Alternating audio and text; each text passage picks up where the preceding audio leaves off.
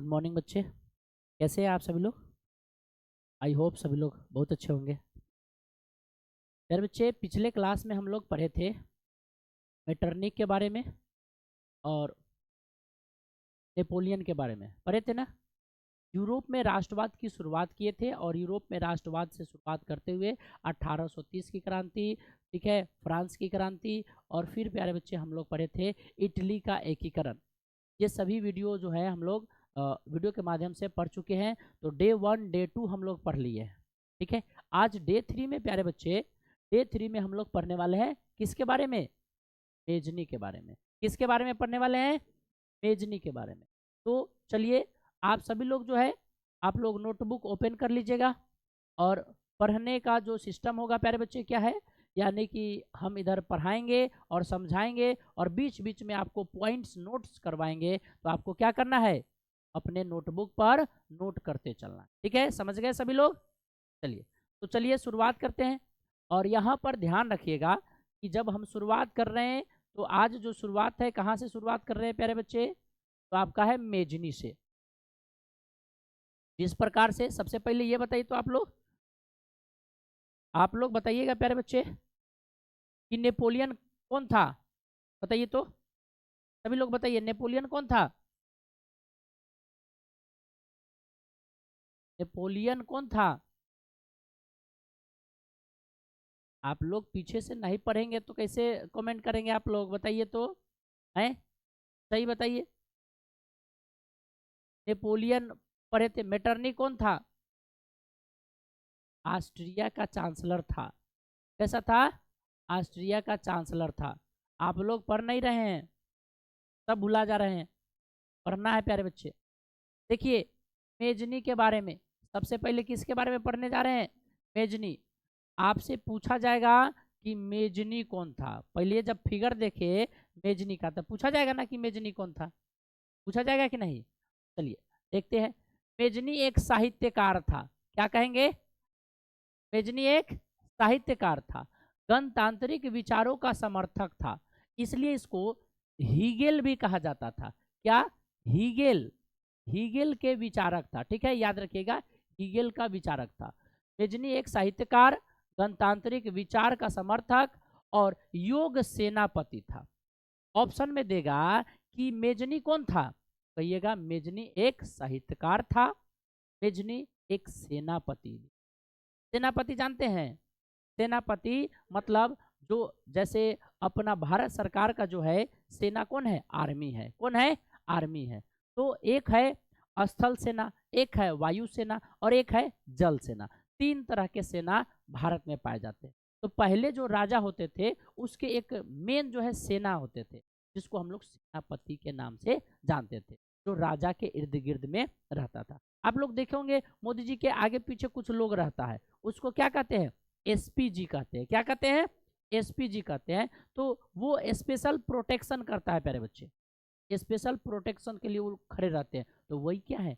सेनापति। क्या है? सेनापति। आइए, परिस्थितियों, लेकिन वह तत्कालीन राजनीतिक परिस्थितियों को बेहतर समझ नहीं रखता था। वो तत्कालीन जो है राजनीतिक गुणवत्ता का वो परस्पर ज्यादा ज्ञान नहीं रखते थे। कौन? कौन? मेजनी, ठीक है। अब आते हैं, अतः उसमें आदर्शवादी गुण अधिक और व्यवहारिक गुण कम था। आदर्शवादी गुण ज्यादा था लेकिन उसका व्यवहारिक गुण कम था। बात ठीक करता था लेकिन वो जो समाज में दिखाना चाहिए व्यवहारिकता, वो नहीं था। यानी कि लोगों को मदद करना चाहिए, वो उनमें भी नहीं हो पा रहा था। अपनी पराजय के बाद भी मेजनी ने हार नहीं मानी। अब देखिए, मेजनी पराजय हो गए। पराजय का मतलब क्या? डिफीट, हार जाना। और हारने के बाद भी वो अंदर से हार नहीं माने। मतलब युद्ध हुआ, उसमें हार गए, लेकिन वो अपने अंदर से वो हार नहीं माने। कहे कि नहीं, हमको जीतना है, हमको क्या करना है? जीतना है। अब देखिए क्या किए। 1848 में जब फ्रांस सहित पूरे यूरोप में क्रांति का दौर आया तो मेटरनिख को भी अंततः ऑस्ट्रिया छोड़कर जाना पड़ा। मेटरनिख घोर प्रतिक्रियावादी नेता था, याद है ना? मेटरनिख घोर प्रतिक्रियावादी था और घोर प्रतिक्रियावादी होने के बावजूद भी जब उसको भी अपना इलाका छोड़ के भागना पड़ा इंग्लैंड, तो मेजनी कहते हैं तो हम किस खेत की मूली है, समझ रहे हैं। यानी कि जब वो छोड़ के भाग भाग सकता है तो हम अभी इतना जल्दी हार क्यों मान जाए। पढ़ाई भी ऐसी ही है। पढ़ाई में भी प्यारे बच्चे हम लोगों को जल्दी जो है कि उबना नहीं चाहिए, धीरे धीरे पढ़ना चाहिए, थोड़ा थोड़ा पढ़ना चाहिए, लेकिन निरंतर पढ़ना चाहिए, हार नहीं मानना चाहिए। देखिए, ऑस्ट्रिया छोड़ना पड़ा था, इसके बाद इटली का राजनीतिक में पुनः मेजनी का आगमन हुआ। जब जब कौन छोड़ करके, मेटरनिक जो है छोड़ करके भाग गया, तो मेटरनिक के छोड़ के भागने के बाद जब फिर से आगमन हुआ तो कौन आते हैं, मेजनी आते हैं। कौन आते हैं, मेजनी आते हैं। याद रखेंगे, तम मेजनी संपूर्ण बाद इटली का एकीकरण कर उसे एक गणराज्य बनाना चाहते थे, जबकि सार्डिनिया और पिडमाउंटबेटन का शासक चार्ल्स एल्बर्ट अपने नेतृत्व में सभी प्रांतों का विलय चाहता था। कौन विलय चाहता था, तो उसका नाम था चार्ल्स एल्बर्ट। तो प्यारे बच्चे सबसे पहले आप लोग लिखिए मेजनी कौन था, जल्दी से लिखिए मेजनी कौन था। क्वेश्चन बनाइएगा, मेजनी मेजनी कौन था, मेजनी था। पहला क्वेश्चन हो गया, मेजनी कौन था, मेजनी कौन था। लिखेंगे प्यारे बच्चे, मेजनी लिखेंगे आंसर में, आंसर लिखेंगे मेजनी एक साहित्यकार, मेजनी एक साहित्यकार, यहां लिखा हुआ है प्यारे बच्चे, मेजनी एक साहित्यकार, मेजनी एक साहित्यकार, गणतांत्रिक विचार वाला। देखिए यहां लिखा हुआ है गणतांत्रिक विचार, गणतांत्रिक विचार, गणतांत्रिक विचार,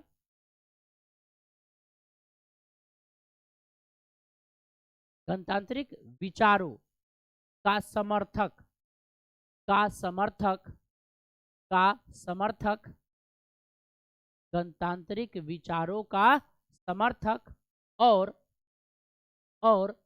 योग्य सेनापति था, योग सेनापति था, योग सेनापति था, योग सेनापति था। अब याद हो जाएगा। अब बताइए तो जल्दी से, मेजनी कौन था, मेजनी एक साहित्यकार और गणतांत्रिक विचारों का समर्थक और योग सेनापति था। बस इतना याद रखना है। आइए प्यारे,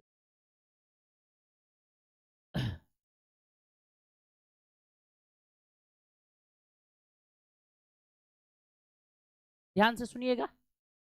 चार्ल्स एल्बर्ट अपने नेतृत्व में सभी प्रांतों का विलय करना चाहता था। कौन, चार्ल्स एल्बर्ट।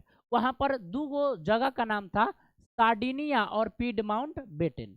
क्या है, पीडमाउंट, पीडमाउंट दो नाम था। और ये दोनों नाम क्या था, ये दोनों को कौन चाहता था, ये जो चार्ल्स जो है एल्बर्ट है, ये चाहते थे अपने नेतृत्व में, मतलब अपने से। जैसे आपको बताया था ना पहले जो है फ्रांस में जो है क्या हुआ, पोप जो है, पोप कहते थे कि पोप जो है कि हमारे अधिकार में ही क्या हो जाए, इस साम्राज्य को हम एकीकरण कर ले, ठीक है। लेकिन ऐसा नहीं हुआ। उसी तरीके से यहाँ जो है कौन चाहते थे, चार्ल्स एल्बर्ट, लेकिन ऐसा नहीं हुआ। उधर में पोप, देखिए आ ही गया, उधर में पोप भी इटली के धर्म राज्य बनाने का पक्षधर था। आपसे पूछा जाएगा कि पोप क्या है, पूछा जाएगा ना, तो पोप क्या है, पोप आपका क्या बोलते हैं, फ्रांस, ठीक है, फ्रांस, जर्मनी, ठीक है, उधर का जो धर्म गुरु है उसको क्या कहा जाता है, पोप कहा जाता है, याद रखिएगा। इस तरह विचारों के टकराव के कारण इटली का एकीकरण का मार्ग जो है अवरुद्ध हो गया। अब देखिए एक कारण आएगा कि इटली के एकीकरण नहीं होने का कारण क्या था। क्वेश्चन क्या बन जाएगा, इटली के एकीकरण नहीं होने का कारण क्या था। तो इटली के एकीकरण नहीं होने का कारण यह था कि चार्ल्स एल्बर्ट अपने नेतृत्व में एकीकरण कराना चाहते थे, जबकि पोप जो है अपने नेतृत्व में कराने चाहते थे, और दोनों का विचार जो है अवरुद्ध उत्पन्न कर दी, अलग अलग था, जिसके कारण इटली का एकीकरण नहीं हो पाया। समझ गए बात को, लिखवा दे क्या, लिख लीजिए, लिख लीजिए क्वेश्चन, इटली के एकीकरण इटली के एकीकरण का इटली के एकीकरण का अवरोध क्या था? अवरोध क्या था? मतलब इटली का एकीकरण क्यों नहीं हो पा रहा था, यही क्वेश्चन हो। इटली के एकीकरण का अवरोध क्या था?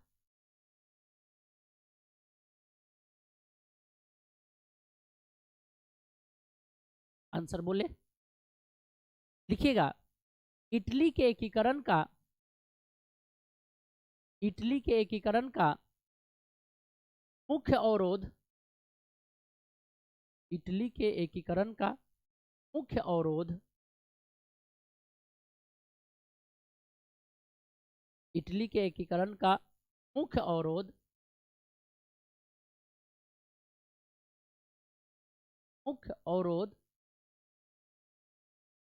सार्डिनिया, देखिए यहां लिखा हुआ है Sardinia Piedmont, Sardinia Piedmont, Sardinia Piedmont, Sardinia Piedmont, Sardinia Piedmont के शासक चार्ल्स एल्बर्ट के शासक चार्ल्स एल्बर्ट के शासक Charles Albert Charles Albert Charles Albert अपने नेतृत्व में नेतृत्व कैसे लिखेंगे? अपने नेतृत्व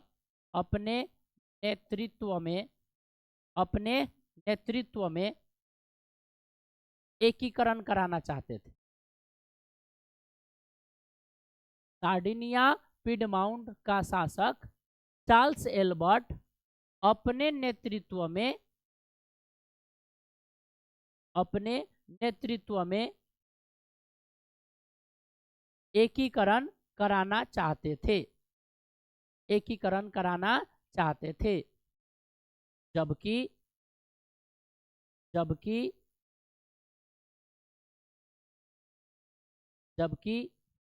इटली के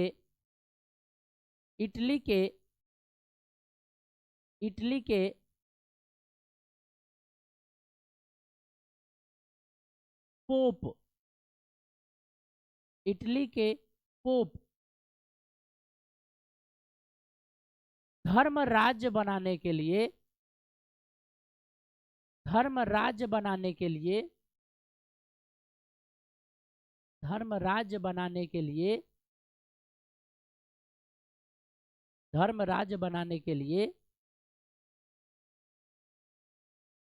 कह रहे थे और दोनों का विचार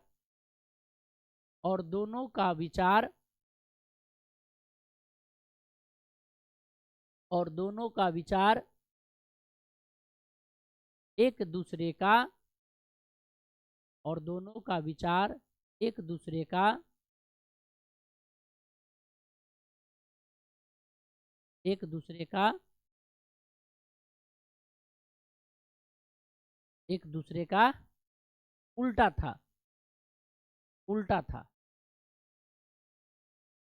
दोनों का विचार एक दूसरे का क्या था? उल्टा था। इसलिए इटली का एकीकरण इसलिए इटली का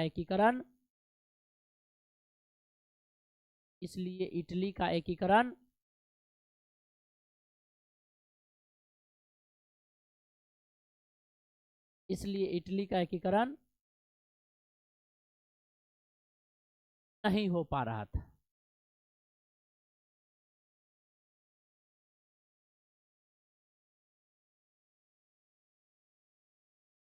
अब इधर देखिए प्यारे बच्चे, एकीकरण का द्वितीय चरण। अब देखिए, एक चरण में तो ये सारी बात हुई, लेकिन इटली का एकीकरण संभव नहीं हो रहा था, तो विरोध होने के कारण रुक जा रहा था। तो दूसरा चरण में क्या हुआ?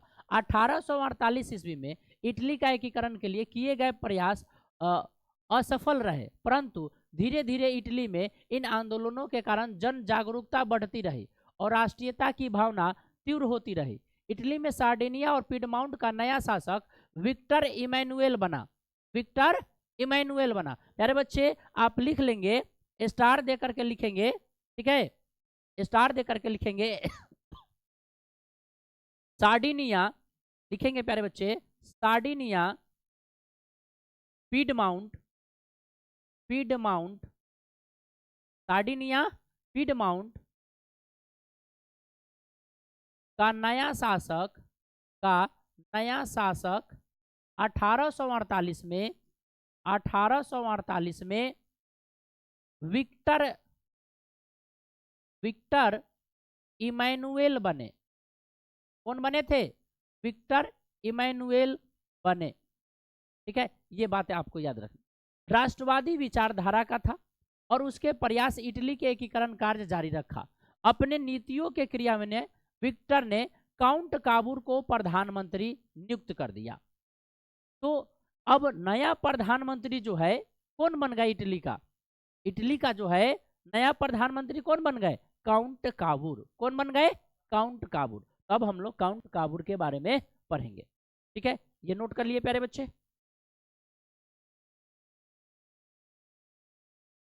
ये नोट कर लिए, आगे बढ़े। आइए प्यारे बच्चों आगे बढ़ते हैं। अब आता है कि काउंट काबूर जो है कौन थे? तो आप क्या कहिएगा? काउंट काबूर कौन थे? कहिएगा काउंट काबूर जो है कौन थे? इटली के प्रधानमंत्री थे। कौन थे? इटली के प्रधानमंत्री। कब बने थे? 1848 में। कब बने थे? 1848 में। अब पहले समझते हैं। काबूर एक सफल कूटनीतिज्ञ था। अगर पूछा जाएगा कि काउंट काबूर कौन था, तो वो इटली का प्रधानमंत्री भी थे और वो सफल कूटनीतिज्ञ थे। जैसे महाभारत में शकुनी को जानते हैं? शकुनी का नाम सुने हैं? वो जो पासा फेंकता था महाभारत में, नहीं सुने हैं? कहाँ रहते हैं आप लोग को? तो रील्स देखने से फुर्सते नहीं रहता है, तो महाभारत कौन देखेगा? नहीं, कौन टाइम वेस्ट करेगा? तो ये राष्ट्रवादी थे। इटली के एकीकरण में सबसे बड़ी बाधा ऑस्ट्रिया को माना जाता था। सबसे बड़ा जो है किसको बाधा माना जाता था? ऑस्ट्रिया को। सबसे ज्यादा किसको माना जाएगा? ऑस्ट्रिया को। अतएव उसने ऑस्ट्रिया को पराजित करने के लिए फ्रांस के साथ दोस्ती का हाथ बढ़ाया। किसने? काउंट काबूर ने। काउंट काबूर ने कहा कि ऐसे ही पराजित नहीं होगा, इसलिए वो कहाँ चला गया? तो फ्रांस के साथ। किसके साथ? फ्रांस के साथ अपना दोस्ती मिलाया और दोस्ती मिला करके अब कहा कि फ्रांस से दोस्ती कर लेंगे, तब जाएंगे ऑस्ट्रिया पर और ऑस्ट्रिया पर जाकर के आक्रमण कर देंगे और फिर उसको क्या कर लेंगे? पराजित कर लेंगे। क्या कर लेंगे? पराजित कर लेंगे। 1853 से 54 में क्रीमिया युद्ध में काबूर ने फ्रांस की ओर से युद्ध में सम्मिलित होने की घोषणा कर दी। कब किया? 1853 से 54 में, जबकि इसके लिए फ्रांस ने किसी प्रकार का आग्रह भी नहीं किया था। इसका प्रत्यक्ष लाभ काबूर को मिला और युद्ध की समाप्ति के बाद पेरिस के शांति सम्मेलन में फ्रांस तथा ऑस्ट्रिया के साथ पिडमाउंट बेटेन को भी बुलाया गया। अब देखिए क्या किया? ये फ्रांस से दोस्ती कर लिया, अब बिना दोस्त से पूछे उसके ऊपर युद्ध की घोषणा कर दिया। अब दोस्त जो है कि मजबूत है तो दूसर को बोलेगा नहीं। अब यही स्थिति यहाँ हुआ। अब फ्रांस से दोस्ती किया और यहाँ पर जाकर के यह युद्ध कर दिया ऑस्ट्रिया पर और ऑस्ट्रिया को पराजित कर दिया। अब एक सम्मेलन हुआ। अब उस सम्मेलन का नाम है फ्रांस के लिए किसी आग्रह की क्रीमिया युद्ध हुआ था। ठीक है, और एक सम्मेलन पेरिस की शांति सम्मेलन। क्या नाम है? पेरिस की शांति सम्मेलन। और पेरिस की शांति सम्मेलन में किसको बुलाया गया? तो प्यारे बच्चे यहाँ पर बुलाया गया फ्रांस और ऑस्ट्रिया के साथ साथ पिडमाउंट बेटेन को भी बुलाया गया। इससे काबूर को महत्व बढ़ गई और इस सम्मेलन में काबूर ने इटली और ऑस्ट्रिया के हस्तक्षेप में गैर कानूनी घोषित कर दिया। अब जब पिडमाउंट बेटेन आया, जब बैठक हुआ, तो बैठक में क्या कह दिए? चलिए दोस्त है तो दोस्त के साथ है, तो ये कुछ घोषणा कर दिए गैर कानूनी रूप से कि पिडमाउंट बेटेन आप अपने इलाके में ऐसा नहीं कर सकते हैं, यह खिलाफ है। क्यों? क्योंकि उसको अपने बस में करना था। जिसके कारण संपूर्ण यूरोप का ध्यान इटली की ओर गया और इस प्रकार से इटली की समस्या को काबूर ने अपनी कूटनीति के बल पर संपूर्ण यूरोप की समस्या बना दी। अब देखो, इसका समस्या अपना था। ये काउंट काबूर जो थे बहुत कूटनीतिज्ञ थे, मतलब बहुत मास्टरमाइंड थे, और ये अपना जाल बिछाए और अपना समस्या अब पूरा यूरोप का समस्या बना दिए। जैसे अपने भारत और पाकिस्तान में होता है। अब भारत पाकिस्तान में रुक रुक के क्या है, बम छोड़ते रहता है, लड़ाई का बात करते रहता है, और ये अपना बात डायरेक्ट आके नहीं कहता है कि हमको ये दिक्कत है, हमको ये दे दीजिए, हमको ये सुलझा दीजिए, ये नहीं कहता है। अब ये कहाँ चल जाता है, यूएनओ में चल जाता है, अमेरिका जाता है जहाँ पर बैठक होता है, और वहाँ पर जाकर के अपना पक्ष रखता है कि हमको ये कर दीजिए, हमारा पड़ोसी देश है वो हमको मारते रहता है, जबकि काम वो अपना खुद करता है। वो खुद उकसाता है और खुद उकसा करके और फिर उसी के ऊपर बम चल जाता है, तब कहता है कि जा हम बर्बाद हो गए।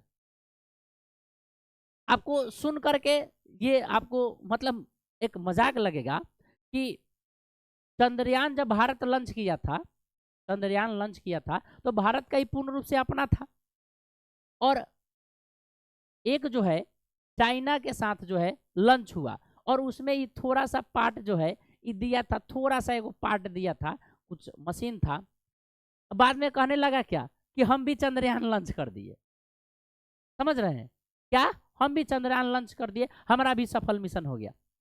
जबकि रियलिटी यही है कि इसके देश में जो है 200 रुपये प्याज बिक रहा है, चीनी जो है कि 200-250 रुपये बिक रहा है, लोग खाने के लिए मर रहे हैं, और वो चंद्रयान लॉन्च करेगा। हाँ, ये बात करता है कि हमारे पास परमाणु बम है, उड़ा देंगे, खाली बम का बात करेगा। कौन? पाकिस्तान। समझ रहे हैं ना। आइए अब आगे बढ़ते हैं। काबूल ने नेपोलियन तृतीय से भी एक संधि की, और जिसके तहत फ्रांस और ऑस्ट्रिया के खिलाफ पीडमाउंटबेटन को सैन्य समर्थन देने का वादा किया। बदले में नीस और सेवाय नामक दो रियासतें काबूल ने फ्रांस को देना स्वीकार कर दिया। दूगो रियासत, दूगो जो है रियासत उसको दे दिया गया। किसको? काउंट काबूल को। फ्रांस ने काबूल को यह भी आश्वासन दिया कि उत्तर और मध्य इटली के रियासतों जनमत संग्रह के आधार पर पीडमाउंटबेटन से मिलना चाहेंगे। अब अपना जाल बिछा रहा है। फ्रांस इसका विरोध नहीं करेगा। और फ्रांस काहे विरोध करेगा? फ्रांस से जब दोस्ती हो गया तो फ्रांस काहे विरोध करेगा? समझ रहे हैं, फ्रांस अब विरोध नहीं करेगा।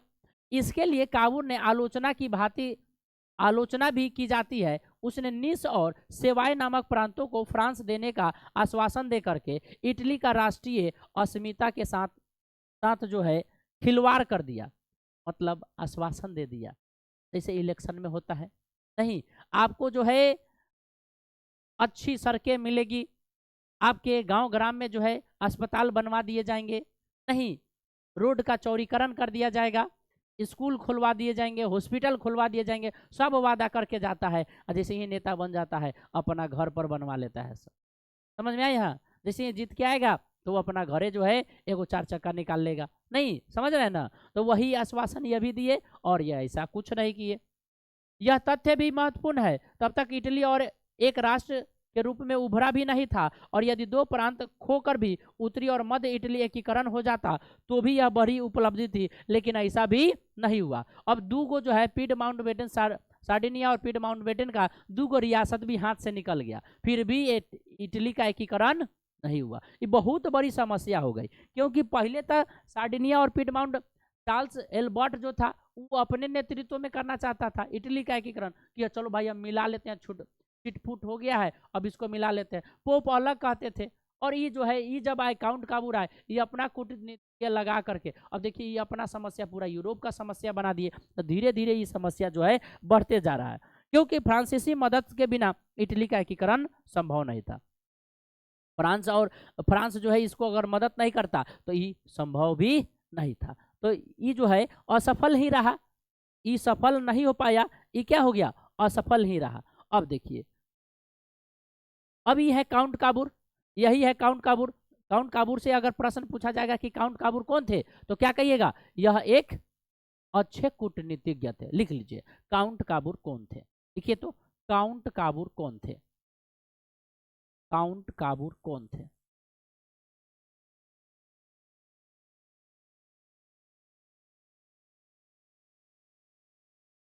काउंट काबूर कौन थे? लिखिएगा। काउंट काबूर,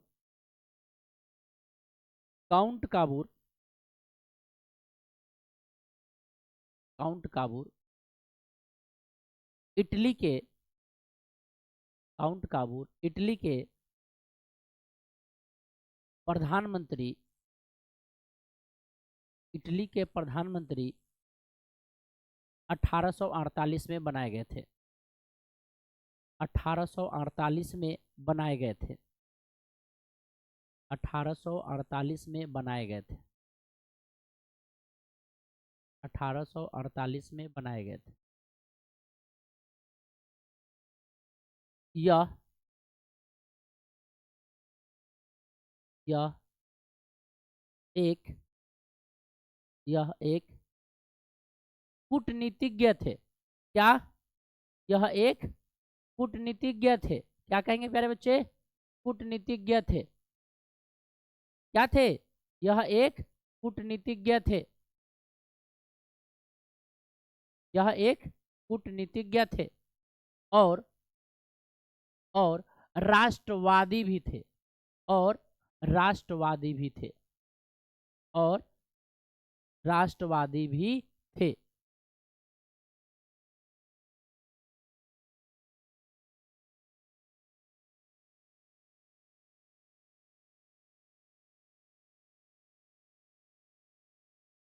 कौन थे? राष्ट्रवादी थे। देखिए कुल मिलाकर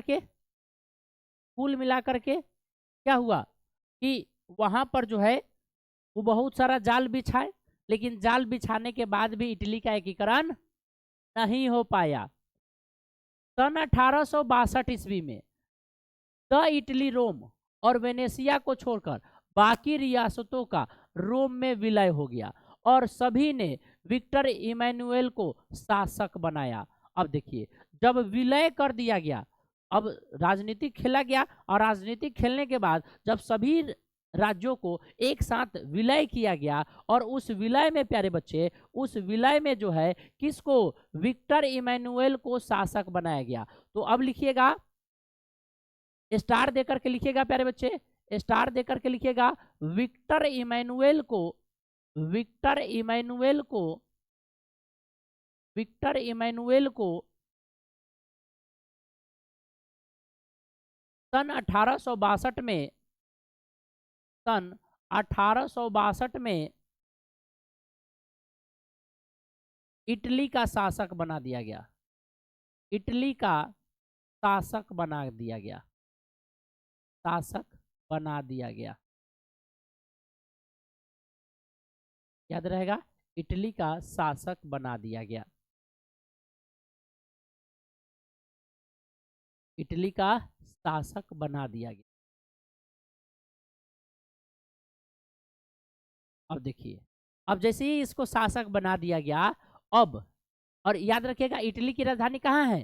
रोम। इटली की राजधानी कहाँ है? रोम। याद रहेगा ना? और नहीं याद रहेगा तो स्टार दे करके लिख लो। इटली की राजधानी, राजधानी रोम है। इटली की राजधानी कहाँ है? रोम है। इटली की राजधानी कहाँ है? रोम है। इटली की राजधानी कहाँ है? रोम है। लिख लिए? इटली की राजधानी कहाँ है? है।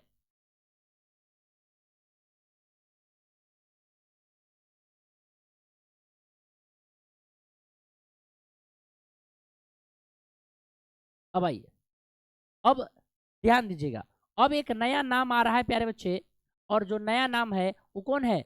गैरीबाल्डी। क्या नाम है इनका?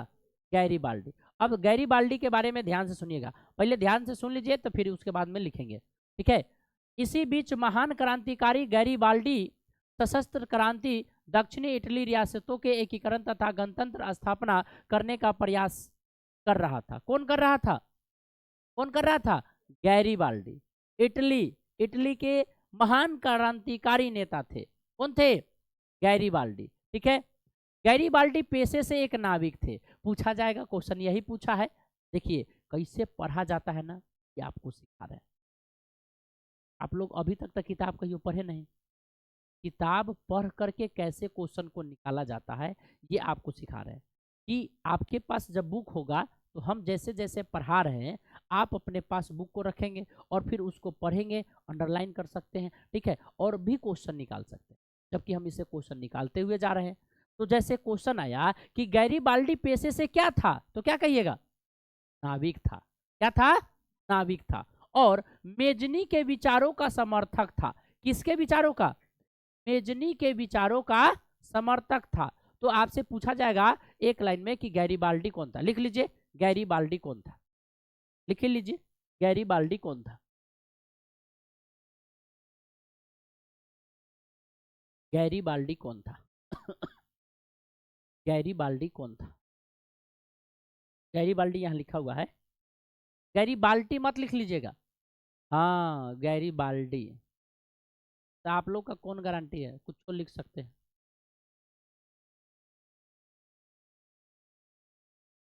एक लड़का आया, बोले कि अरे तुम्हारे पापा कहाँ है, तो बोले पापा 4141 है। समझ रहे ना? पापा क्या है, क्या लिखा हुआ है? पप्पा ना लिखा हुआ है, पप्पा का नाम उसका 4141। गैरीबाल्डी क्या लिखे, कौन थे? लिखिएगा गैरीबाल्डी, गैरीबाल्डी पेशे से, गैरीबाल्डी पेशे से एक नाविक था। गैरीबाल्डी पेशे से एक नाविक था। गैरीबाल्डी पेशे से एक नाविक था। गैरीबाल्डी पेशे से क्या था? एक नाविक था। तथा तथा वह तथा वह मेजनी के विचारों का समर्थक था। तथा वह मेजनी के विचारों का समर्थक था। यहाँ लिखा हुआ है तथा वह मेजनी के विचारों का समर्थक था। मेजनी के विचारों का समर्थक था। मेजनी के विचारों का समर्थक था। परंतु बाद में, अब नहीं लिखना है, अब देखिए पढ़ लेते हैं। सशस्त्र क्रांतिकारी द्वारा दक्षिण इटली के रियासतों के एकीकरण तथा गणतंत्र की स्थापना करने का प्रयास कर रहा था। कौन कर रहा था? गैरीबाल्डी। क्या कर रहे थे? ये प्रयास कर रहे थे कि एक सशस्त्र समाज की व्यवस्था हो जाए, ठीक है, और इटली का एकीकरण करके उसको आज़ाद करा दिया जाए। गैरीबाल्डी पेशे से नाविक थे, मेजनी के विचारों का समर्थक थे, परंतु बाद में काबूर के प्रभाव में आकर संवैधानिक, कौन काबूर? काउंट काबूर, जो जाल बिछा रहे थे। काउंट काबूर क्या थे? एक सफल कूटनीतिज्ञ थे। क्या थे? एक सफल कूटनीतिज्ञ थे। काउंट काबूर के प्रभाव में, मतलब झांसा दिया ही उनमें फंस गए, ठीक है, पक्षधर बन गया और गैरीबाल्डी ने अपने कर्मचारियों तथा स्वयं सेवकों को सशस्त्र सेना बनाया। अब अपने कर्मचारी को और सेवक को, सबको जो है सेना में बना दिया। कहा कि मेरे राज्य में जितने भी लोग हैं, जितने भी कर्मचारी हैं, सबको क्या कर दिया? सेना बना दिया। कौन बनाया था? गैरीबाल्डी। कौन बनाया था? गैरीबाल्डी बनाया। और अपने सैनिकों को लेकर इटली के प्रांत के सिसिली तथा नेपल्स पर आक्रमण कर दिया। अब देखिए इसके पास सैनिक कम था, इसलिए पूरा जो है समाज के लोगों को ही क्या कर दिया? इस सैनिक बना दिया। क्या कर दिया? सैनिक बना दिया। और किस पर जो है आक्रमण कर दिया? किस पर? देखिए इटली के सिसिली प्रांत पर, इटली के सिसिली नामक प्रांत पर क्या कर दिया? आक्रमण कर दिया। और आक्रमण करने के बाद क्या हुआ? अधिकांश जनता बुर्बो राजवंश निरंकुश शासन से तंग होकर गैरीबाल्डी का समर्थक बन गए। बुर्बो राजवंश पढ़े थे पहले। बुर्बो राजवंश एक क्या था? तानाशाह था। क्या था? तानाशाह था। उसका लोगों को बात पसंद नहीं था, इसलिए लगा कि गैरीबाल्डी आया है, ये बहुत अच्छा व्यक्ति है, अब इसको सब लोग सपोर्ट कर दिया। क्या कर दिया? सपोर्ट। जैसे नेता लोग का होता है, एक नेता आएगा तो काम नहीं करेगा तो अगला बार क्या करता है? उसको हटा दिया जाता है, दूसरे नेता को फिर से चुन लिया जाता है। होता है कि नहीं होता है? यही काम होता है। अब देखिए, यहाँ गणतंत्र की स्थापना तथा विक्टर इमैनुअल ने प्रतिनिधि के रूप में वहां की सत्ता की संभाली। अब देखिए, सिसिली जो शासन बना तो वहां पर वो गणतंत्र हो गया, अब आजाद हो गया। अब देखिए, अब भावना जग गई, कम से कम एगो प्रांत तो आजाद हो गया ना, और एगो प्रांत अब आजाद हो गया तो धीरे धीरे सब आजाद हो जाएगा। एक जगह जहां लोग हारना शुरू किया तो उसके बाद तो जीत तय है, ठीक है, तो वही बात हुआ। और वस्तुतः काबूल के विचार गैरीबाल्डी से नहीं मिलते थे, बिल्कुल नहीं मिलेंगे। गैरीबाल्डी अलग प्रतिक्रिया का था, और जो है क्या बोलते हैं, काउंट काबूल जो है अलग प्रतिक्रिया का था। तो दोनों का विचार मिलेगा कैसे? परंतु काबूल ने उसे दक्षिणी अभियान का समर्थन किया और 1862 ईस्वी में गैरीबाल्डी ने रोम पर आक्रमण की योजना बनाई। कब बनाया? 1862 में। गैरीबाल्डी के इस अभियान का विरोध किया और रोम की रक्षा के लिए पिडमाउंट की सेना को, इस बीच में गैरीबाल्डी की भेंट काबूल से हुई और उसने रोम के अभियान की योजना को त्याग कर दक्षिणी इटली को जीत लिया। आप देखिए, कौन जीत लिया? रोम पर अभियान की योजना त्याग कर दक्षिणी इटली को जीत लिया। कौन जीत लिया? गैरीबाल्डी। पहले सिसिली को जीत लिया, अब किसको जीत लिया? इटली का जो प्रांत है किसको जीत लिया? दक्षिणी इटली को। किसको जीत लिया? दक्षिणी इटली को। और क्षेत्र को बिना किसी संधि के गैरीबाल्डी ने विक्टर इमैनुएल को सौंप दिया। ये सब किसको सौंपते जा रहा था? विक्टर इमैनुएल को सौंपते जा रहा था। अब ध्यान दीजिएगा, परंतु उसने अस्वीकार कर दिया। कौन अस्वीकार कर दिया? Victor Emmanuel. सिसिली का उसको शासक बना दिया था, फिर कहा कि चलो भाई, हम दक्षिणी इटली को भी जीत लिए, तुम भी इसको ले लो। जैसे अभी रूस और यूक्रेन के बीच युद्ध चल रहा है, रूस और यूक्रेन के बीच युद्ध चल रहा था, तो रूस जो है कि धीरे धीरे सब अभियाना शुरू किया, जीतना शुरू किया, लेकिन अभी भी युद्ध अभी जारी है, अभी भी 57, मतलब कोई कंसोलेशन वहां नहीं हुआ है। लगभग 2-2.5 साल से चल रहा है युद्ध। वह अपनी सारी संपत्ति राष्ट्र को समर्पित कर दिया और साधारण किसान की भांति जीवन जीने लगा। कौन? Victor Emmanuel. वो अपना पूरा संपत्ति सरकार को सौंप दिया, कहा कि भैया ये हमसे नहीं होगा, हम जो है कि एगो सिंपल किसान रहेंगे और सिंपल किसान रह करके जीवन जीना चाहते हैं, ये हम लड़ाई झगड़ा में नहीं रहना चाहते। कौन कहा था? Victor Emmanuel. त्याग और बलिदान की इस भावना के कारण गैरीबाल्डी ने चरित्र को भारतीय स्वतंत्रता संग्राम के दौरान खूब प्रचारित किया गया तथा लाला लाजपत राय ने उसकी जीवनी लिखी। अब देखिए, यहीं पर क्वेश्चन आएगा कि भारतीय स्वतंत्रता संग्राम में विक्टर इमैनुएल को जब यह सौंपा गया तो वह इसे क्या कर दिया? अस्वीकार कर दिया। और यह बात लाला लाजपत राय ने अपने किताब में लिखा था। किस किताब में? लाला लाजपत राय ने एक किताब लिखा, जीवनी लिखा, उसमें इनका जिक्र किया गया भारतीय स्वतंत्रता संग्राम में। 1862 ईस्वी में दुर्भाग्यवश काबूल की मृत्यु हो गई। लिख लो प्यारे बच्चे, काउंट काबूल की मृत्यु, स्टार दे करके लिखिए, काउंट काबूल की मृत्यु कब हुआ? सन 1862 में हो गई।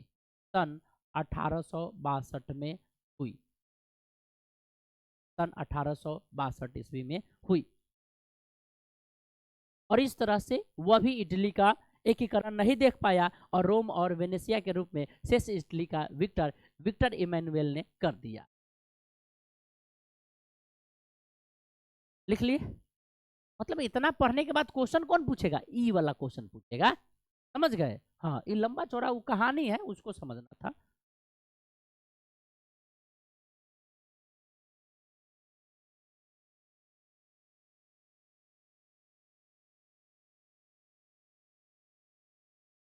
स्वयं किया और 1871 में फ्रांस और पर्सा के बीच युद्ध छिड़ गया। अब यह भी लिख लीजिए, फ्रांस और पर्सा के बीच, स्टार दे करके लिखिएगा, फ्रांस और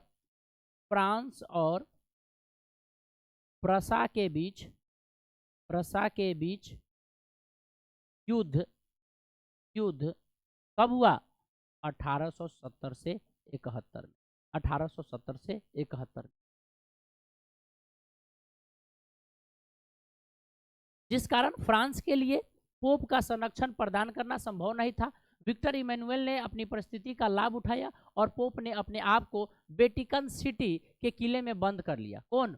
पोप एक तरफ पोप था, पोप भी क्या चाहता था, वो अपने धर्म राज बनाना था, उसको क्या बनाना था, धर्म राज बनाना था, धर्म के आधार पर, लेकिन नहीं हुआ, वो वेटिकन सिटी में अपने आप को बंद कर लिया। इमैनुअल ने पोप के राजमहल को छोड़कर बाकी रोम इटली में मिला लिया। अब देखिए कौन मिलाया, विक्टर इमैनुअल, कौन मिलाया, विक्टर इमैनुअल, और उसने अपनी राजधानी बनाया। नई स्थिति पोप ने तत्काल स्वीकार नहीं किया। इस समस्या से अंततः मुसोलिनी द्वारा निदान हुआ, और जब उसने पोप के साथ समझौता वेटिकन स्थिति को स्वीकार कर लिया। जब मुसोलिनी में क्या किया गया, एक सभा रखा गया और उसमें पोप को बुलाया गया, तो लास्ट में वो क्या कर लिया, वो स्वीकार कर लिया। अब देखिए फाइनली जो है इटली का एकीकरण पूछा जाएगा प्यारे बच्चों, कि फाइनली इटली का एकीकरण कब हुआ, तो 1871 में हुआ।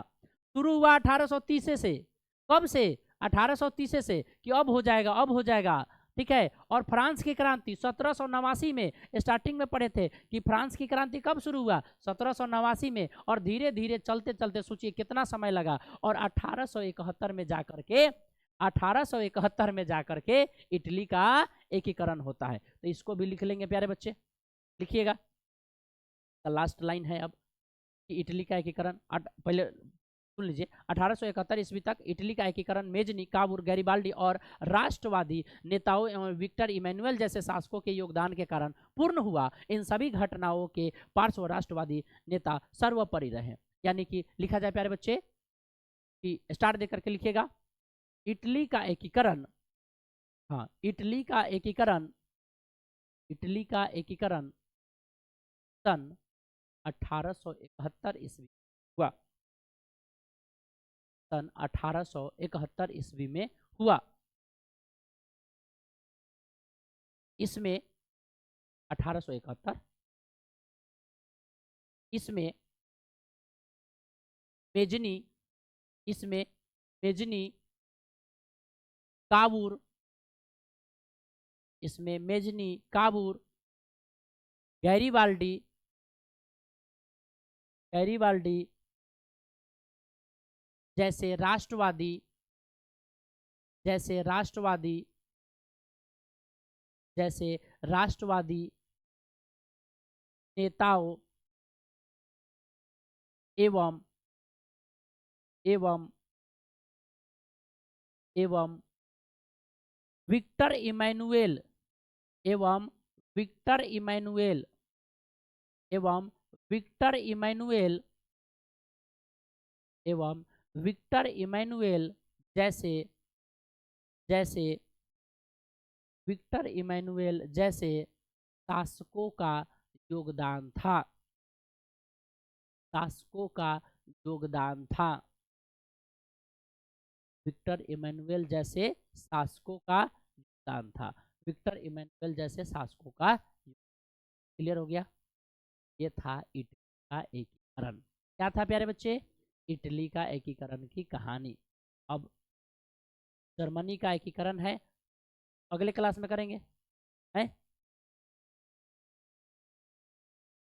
अब जर्मनी का एकीकरण है, इटली के एकीकरण के दौरान ही जर्मन क्षेत्र में भी समान प्रक्रिया चल रही थी, माने जैसे जैसे इटली में चल रहा था उसी तरीके से कहाँ चल रहा था, जर्मनी में भी चल रहा था। अतः दोनों देशों का एकीकरण लगभग लगभग एक साथ ही संपन्न हो गया। समझ गए? तो जर्मनी का एकीकरण भी कब, 1871 में।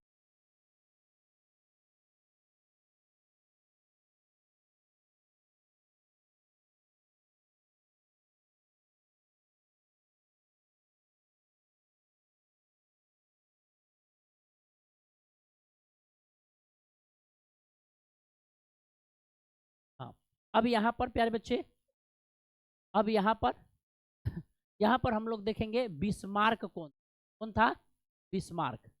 लिखिएगा, बिस्मार्क कौन था, बिस्मार्क कौन था, बिस्मार्क कौन, क्या लिखेंगे, बिस्मार्क कौन था।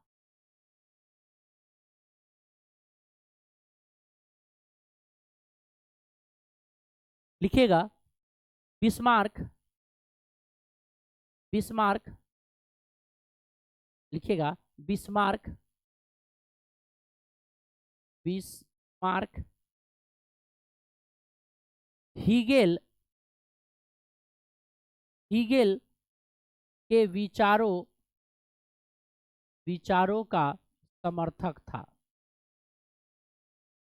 पूछा जाएगा कि बिस्मार्क कौन था, तो वह हीगेल के विचारों का समर्थक था।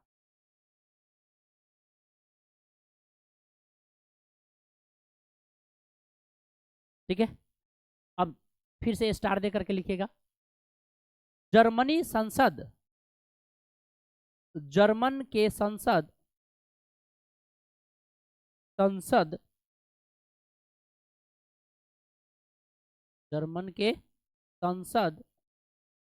का नाम डाइट है। क्या है? डाइट। डायन नहीं, डाइट है। क्या है? डाइट।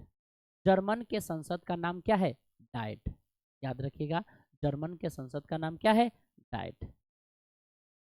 ठीक है। बिस्मार्क कौन था बताइए? पूछा जाएगा बिस्मार्क कौन है, तो क्या कहिएगा? बिस्मार्क हीगल के विचारों का क्या है? समर्थक था। और दूसरा नंबर याद रखिएगा, जर्मन के संसद का नाम क्या है? डाइट। क्या है? डाइट है। तो यहां से ये क्वेश्चन हमको देखने को मिला, याद रखेंगे। बिस्मार्क जो जर्मन डाइट के परसा प्रतिनिधित्व हुआ, प्रारंभ से ही वह हीगेल के विचारों का प्रभावित था और जर्मन संसद डाइट अपनी सफल कूटनीतिक लगातार परिचय देता रहा था। वह निरंकुश राजतंत्र का समर्थन करते हुए जर्मनी के एकीकरण का प्रयास में जुट गया और उसकी कूटनीतिज्ञ की सफलता थी कि वह चाहे उदारवादी राष्ट्रवादी हो या कट्टरवादी राष्ट्रवादी हो, सभी उसे विचारों का समर्थक समझते थे। यानी कि वो देश के हित में हो या देश के अहित में हो, उस सब का समर्थक करता था। कौन? बिस्मार्क। कौन करता था? बिस्मार्क। उस मतलब वो राष्ट्रवादी हो या देश के हित में काम करता हो या देश के अहित में काम करता हो, सबका क्या था? ये समर्थक था। तो प्यारे बच्चे, आज की क्लास में हम लोग यहीं तक देखेंगे। अगले क्लास में प्यारे बच्चों हम लोग इससे आगे पढ़ेंगे। ठीक है, यही है आपके बिस्मार्क। ठीक है, तो बिस्मार्क से हम लोग और क्वेश्चन को पढ़ेंगे। ठीक है,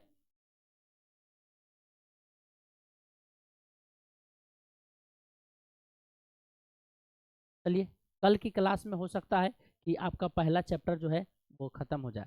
ठीक है प्यारे बच्चे, तो कल की क्लास में हम लोग इससे आगे की पढ़ेंगे। ठीक है, तो आप सभी लोग जो है इस वीडियो को देखकर प्यारे बच्चे और अच्छे से इसको नोट्स कर लीजिएगा। ठीक है, और फिर पीडीएफ भी मिलेगा।